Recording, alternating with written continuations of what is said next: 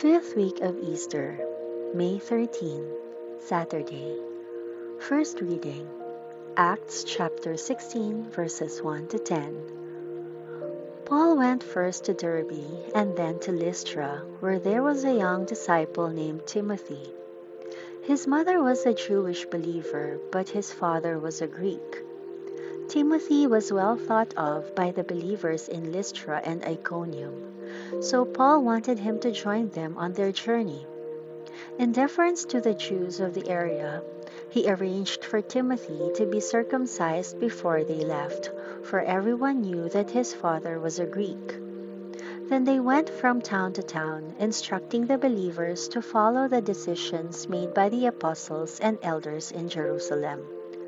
So the churches were strengthened in their faith and grew larger every day.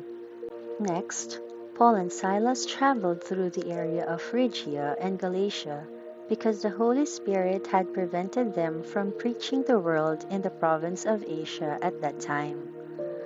Then coming to the borders of Mysia, they headed north for the province of Bithynia. But again, the Spirit of Jesus did not allow them to go there.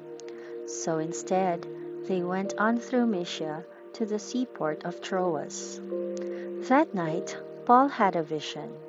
A man from Macedonia in northern Greece was standing there, pleading with him, "Come over to Macedonia and help us." So we decided to leave for Macedonia at once, having concluded that God was calling us to preach the good news there. Gospel, John chapter 15, verses 18 to 21. If the world hates you, remember that it hated me first. The world would love you as one of its own if you belong to it. But you are no longer part of the world. I chose you to come out of the world, so it hates you. Do you remember what I told you? A slave is not greater than the master. Since they persecuted me, naturally, they will persecute you.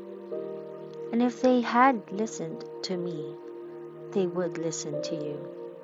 They will do all this to you because of me, for they have rejected the one who sent me.